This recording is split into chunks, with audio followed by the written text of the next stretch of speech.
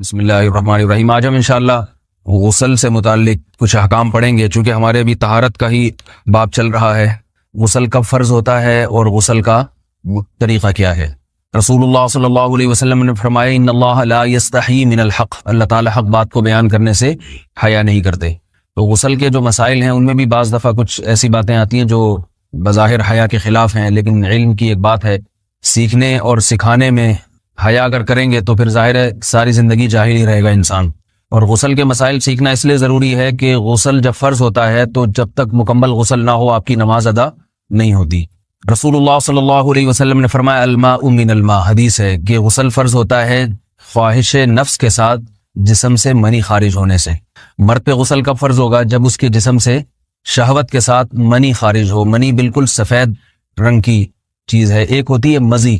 شہوت پیدا ہونے سے اگر کسی کے مرد یا عورت کے صرف رطوبت خارج ہونا شروع ہو گئی اس سے غسل فرض نہیں ہوتا۔ جب تک مکمل شہوت پوری نہیں ہو جاتی اور مادہ منویہ خارج نہیں ہو جاتا، چاہے احتلام کی صورت میں ہو یا کسی بھی طرح سے ہو۔ مردوں کے ساتھ چونکہ یہ بہت زیادہ ہوتا ہے، نائٹ فال کی صورت میں مردوں پر غسل کی یہ صورت بہت زیادہ فرض ہوتی ہے۔ جیسے ہی بلوغت ہوتی ہے تو احتلام شروع ہو جاتا ہے، ہفتے میں 1 دفعہ 2 دفعہ 3 دفعہ، بعض نوجوانوں کو روزانہ بھی 2 دفعہ ہوتا ہے، جبکہ خواتین میں یہ والے غسل کی صورت بہت ہی کم ہوتی ہے کہ ان کو نائٹ فال ہو یا اس طرح سے غسل فرض ہو۔ ہزاروں میں کسی ایک عورت کے ساتھ ایسا ہوتا ہے۔ ایک صورت تو یہ ہے غسل فرض ہونے کی۔ دوسری صورت کیا ہے کہ جب انسان اپنی زوجہ کے ساتھ ملاپ کرے اور انٹرکورس ہو جائے، چاہے اس صورت میں ڈسچارج دونوں میں سے کوئی ہو یا نہ ہو، لیکن دونوں پہ غسل فرض ہو جائے گا، مرد پہ بھی اور عورت پہ بھی۔ یہ تو مردوں کے غسل کے فرض ہونے کا ہے۔ مردوں کے غسل میں ایک چیز یہ بھی ہے کہ اگر آپ نے رات کو نیند کی اور صبح آپ اٹھے اور آپ نے کپڑوں پہ نشان دیکھا، اب آپ کو یہ پتہ نہیں چل رہا کہ یہ منی کا نشان ہے یا مزی کا ہے، تو بھی آپ پر غسل کرنا فرض ہے۔ یہی سمجھا جائے گا کہ یہ آپ خواب میں ڈسچارج ہوئے ہیں۔ عورت پر جو غسل فرض ہوتا ہے ایک اور صورت میں ہوتا ہے کہ جب خواتین کو ایام آنا بند ہو جاتے ہیں، حیض یا نفاس سے جب پاک ہو جائیں تو بھی ان پہ غسل فرض ہے۔ یہ تو غسل کی فرضیت سے متعلق احکام تھے۔ کچھ چیزیں ایسی ہیں جن میں غسل سنت ہے، فرض نہیں ہے۔ جمعہ کے دن غسل کرنا رسول اللہ صلی اللہ علیہ وسلم نے بہت زیادہ تاکید کی ہے۔ سنت کی 2 قسمیں ہیں، سنت مؤکدہ اور سنت غیر مؤکدہ۔ مؤکدہ وہ ہوتی ہیں کہ جن کو چھوڑنے کا اگر کوئی معمول بنا لے تو گناہ کا خطرہ ہے اور ایسا شخص قابل ملامت ہے، اسے شریعت ملامت کرتی ہے، برا بھلا کہتی ہے۔ تو غسل سنت مؤکدہ ہے، ہفتے میں 1 مرتبہ، چاہے جمعے کے دن ہو یا کسی بھی دن ہو۔ جو مسلمان ہفتے میں 1 دفعہ بھی نہیں نہاتا، وہ کتنا ہی نیٹ کلین ہو، مگر شریعت کی نظر میں وہ قابل ملامت ہے، اسے تانے دینے چاہیے کہ شرم نہیں آتی ہو مسلمان مگر رہتے ہو بھنگیوں اور چماروں کی طرح۔ ملامت تو اسی کو کہتے ہیں نا۔ اس کی دلیل رسول اللہ صلی اللہ علیہ وسلم نے فرمایا، صحیح حدیث ہے، حق علی کل مسلم ان یغتسل کل اسبوع مرۃ، کہ ہر مسلمان پر لازم ہے کہ وہ ہفتے میں کم از کم 1 مرتبہ غسل کرے۔ ہر مسلمان پر لازم ہے، چاہے اس پہ غسل فرض نہ بھی ہو۔ اور کس دن بہتر ہے؟ جمعہ کے دن۔ نبی صلی اللہ علیہ وسلم نے حکم دیا ہے کہ جمعے کے دن غسل کیا جائے۔ امام احمد ابن حنبل کا مذہب یہ ہے کہ جمعے کے دن غسل کرنا واجب ہے، صرف سنت نہیں ہے بلکہ واجب ہے، لیکن جمہور کا مذہب یہ ہے کہ سنت عمل ہے۔ غیر مسلم جب اسلام قبول کرتا ہے تو اس وقت بھی اس کے لیے غسل کرنا سنت ہے۔ جب ہم مردے کو نہلاتے ہیں تو جو مردے کو نہلائے اس کے لیے بھی خود غسل کرنا افضل ہے، سنت عمل ہے۔ عید کے دن غسل کرنا سنت عمل ہے۔ تو یہ وہ تمام مواقع ہیں جن میں غسل کرنا رسول اللہ صلی اللہ علیہ وسلم کی سنت ہے۔ غسل کا طریقہ کیا ہے؟ غسل میں 3 چیزیں فرض ہیں، منہ بھر کے قلی کرنا، ناک میں پانی ڈالنا کہ ناک کی جو نرم جگہ ہے یہ اچھی طرح تر ہو جائے، اور پورے جسم پہ 1 مرتبہ پانی بہا دینا کہ جسم میں بال کے برابر جگہ بھی خشک نہ رہے۔ یہ تو ہے فرض، یعنی یہ کام کسی نے کسی بھی طرح سے کر لیا تو غسل ادا ہو جائے گا، چاہے اس کی نیت غسل کی تھی یا نہیں تھی۔ کوئی آدمی چلتا ہوا جا رہا ہے، پھسل کے تالاب میں گر گیا، پورے غوطے کھا کے باہر نکلا، قلی کر لے اور ناک میں پانی ڈال لے تو غسل اس کا ادا ہو جائے گا۔ البتہ چونکہ نیت نہیں تھی لہذا غسل کا ثواب نہیں ملے گا، ثواب نیت کے بغیر نہیں ملتا انسان۔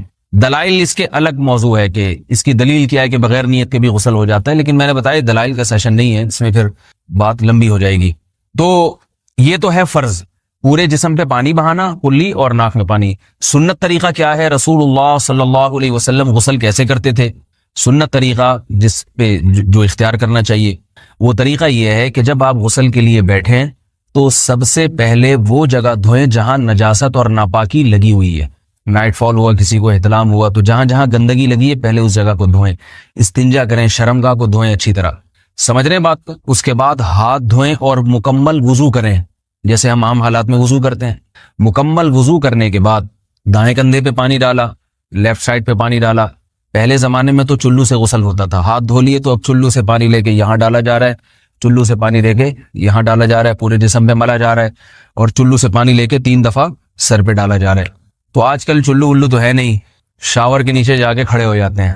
تو اس میں یہ کہ شاور کھولے اس میں کھڑے ہو جائیں, سارے چلو اس میں خود بخود ہی ہو جائیں گے, پورے جسم پہ پانی بہہ جائے گا. نبی صلی اللہ علیہ وسلم کے دور میں یہ جدید چیزیں نہیں تھیں, شیمپو اور صابن. تو آپ صلی اللہ علیہ وسلم بیری کے پتوں سے غسل کی ترغیب دیا کرتے تھے. بیری کے پتوں کو اگر پانی میں پکایا جائے تو پانی میں میل کچیل صاف کرنے کی صلاحیت بہت بڑھ جاتی ہے. ہمارے زمانے میں اس تکلف کی ضرورت نہیں ہے, صابن ملتے ہیں اس سے نہایا کریں. بہرحال کہنے کا مقصد یہ آپ لوگوں سے, تو یہ سنت طریقے سے غسل ہو جائے گا آپ کا. سمجھ رہے ہیں بات کو؟ سب سے پہلے استنجا کیا, اس کے بعد وضو کر لیا, اس کے بعد غسل کر لیا. اگر کسی نے غسل میں وضو نہیں کیا اور ویسے ہی پورے جسم پہ پانی بہا دیا تو بھی اس کا وضو خود بخود ہو جائے گا. اس غسل سے وہ نماز پڑھ سکتا ہے, کیونکہ بعض لوگ غسل کرنے کے بعد دوبارہ وضو کر رہے ہوتے ہیں. اس کی ضرورت نہیں ہے, کیونکہ جب غسل کرتے ہیں تو وضو والے اعضاء تو خود بخود اس میں دھل جاتے ہیں. یہ ہے غسل کا طریقہ. وضو کیسے ٹوٹتا ہے؟ جن چیزوں سے غسل فرض ہوتا ہے ان چیزوں سے وضو تو بہرحال ٹوٹتا ہی ہے. اس کے علاوہ بھی وضو ٹوٹتا ہے. اس سے پچھلے لیکچر میں نے کچھ تفصیل بتائی تھی کہ نجاست جسم سے کہیں سے بھی خارج ہو جائے یا نجاست نکل کے بہہ پڑے. اگر قضاء حاجت کی جگہوں سے نجاست خارج ہوئی ہے تو نظر بھی آ جائے وضو ٹوٹ جائے گا, اور قضاء حاجت کے علاوہ جگہوں سے اگر نجاست خارج ہوئی ہے, خون وغیرہ ہے جیسے, تو جب تک نکل کے بہے گا نہیں تو اس وقت تک وضو نہیں ٹوٹے گا. سمجھ رہے ہیں بات کو؟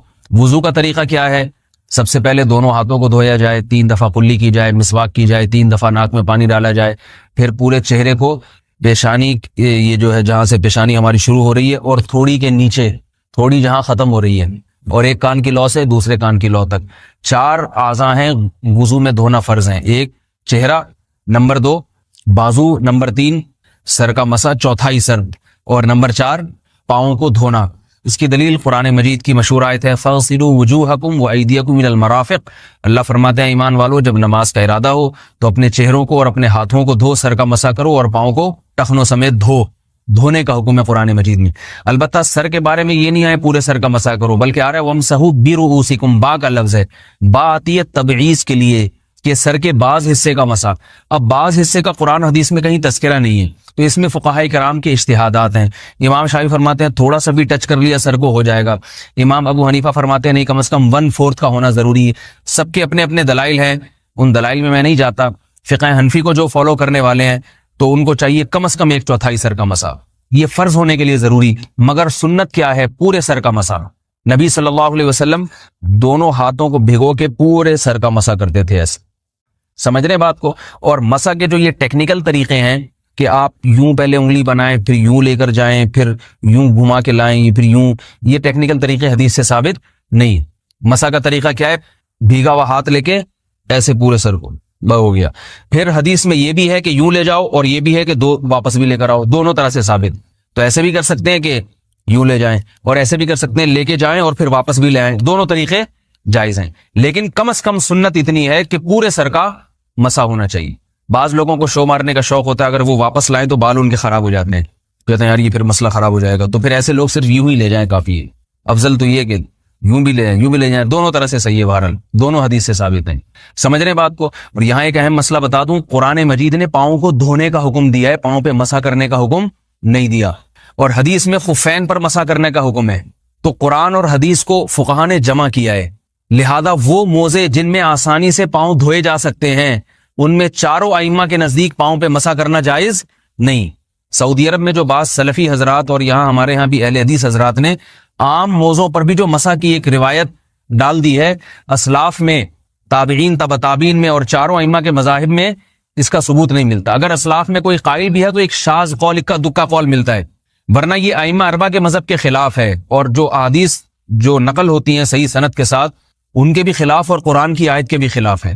اس لیے کسی نے عام ساکس پہ اگر مسا کر لیا، جو عام طور پہ آفس پہن کے جاتے ہیں لوگ، اس میں تو پاؤں، آپ اگر ساکس کو پانی کے نیچے رکھیں پورا پاؤں دھل جائے گا آرام سے. تو وہاں کیا ہو رہا ہے کہ قرآن مجید کے حکم کی مخالفت لازم آ رہی ہے، آپ پاؤں دھو نہیں رہے. تو اس لیے ہم یہ سمجھتے ہیں کہ اس صورت میں نماز ادا نہیں ہوگی. سعودی عرب میں بعض سلفی حضرات نماز پڑھاتے ہیں، وہ ایسے ہی کرتے ہیں کہ عام ساکس پہ مسا کر کے نماز پڑھا لیتے ہیں. تو فتویٰ اسی پر ہے کہ ان کی اگر کسی کو یقین ہے کہ اس نے عام ساکس پہ مسا کر کے نماز پڑھائی ہے تو اس کے پیچھے نماز ادا نہیں ہوگی، کیونکہ قرآن کے مطابق اس کا وضو ہوا ہی نہیں ہے. صدیوں تک کوئی بھی اس قول کا قائل نہیں رہا ہے کہ عام ساکس پہ بھی مسا ہو جاتا ہے. یہ ابن تیمیہ رحمہ اللہ تعالیٰ 7ویں صدی میں اس کے قائل تھے، اور تابعین میں اکا دکا قول ملتے ہیں اس کے، لیکن شاذ قول ہیں، مرجوح قول ہیں جن پر امت نے فتویٰ نہیں دیا. اور اب سعودی عرب میں بعض سلفی حضرات اس کے قائل ہیں. ہمارے ہاں اہل حدیث حضرات بھی چونکہ اکثر سعودی عرب کے سلفی حضرات ہی کو فالو کرتے ہیں، تو انہوں نے بھی وہیں سے یہ فتویٰ لیا ہے. لیکن ائمہ اربعہ کے مذہب میں اور دلائل کے لحاظ سے دیکھا جائے تو یہ مذہب کمزور ہے. قرآن نے پاؤں کو دھونے کا حکم دیا، آپ دھوئیں گے پاؤں جب تک دھونا ممکن ہے. چمڑے کے موزے ہیں ان کو دھونا ممکن نہیں ہے اتارے بغیر، لہذا ان موزوں کے اوپر مسا ہو جائے گا. تو اس سے قرآن پر بھی عمل ہو جائے گا اور حدیث پر بھی عمل ہو جائے گا. اس لیے ائمہ اربعہ نے جو قرآن و حدیث کو سمجھ کے جو فیصلہ کیا ہے اس پہ چلنا ہمارے لیے زیادہ مفید ہے بنسبت آج کل کے جو علماء ہیں ان کی اپنی ذاتی آراء پر. اس لیے یہ بھی ایک وضو سے متعلق اہم مسئلہ تھا. سمجھ رہے ہیں؟ باقی تو ماشاءاللہ وضو کرنا سب کو آتا ہی ہے. اور وضو کے بعد دعا کیا ہے؟ کلمہ شہادت، اشہد ان لا الہ الا اللہ وحدہ لا شریک لہ اشہد ان محمدا عبدہ ورسولہ اللہم اجعلنی من التوابین واجعلنی من المتطہرین. اے اللہ تو مجھے بار بار توبہ کرنے والوں میں شامل کر دے اور بار بار پاکیزہ رہنے والوں میں شامل کر دے. توبہ اس لیے کہ میں نے ظاہری طہارت تو حاصل کر لی، مجھے روحانی طہارت بھی عطا کر دے. اگر میں نے گناہ کی ہوں تو مجھے ان سے بھی توبہ کی توفیق عطا فرما لے، تاکہ اس لحاظ سے بھی میرا وضو ہو جائے، اس لحاظ سے بھی میں پاک ہو جاؤں. سبحانک اللہم و بحمدک، نشہد ان لا الہ الا انت، نستغفرک و نتوب الیک.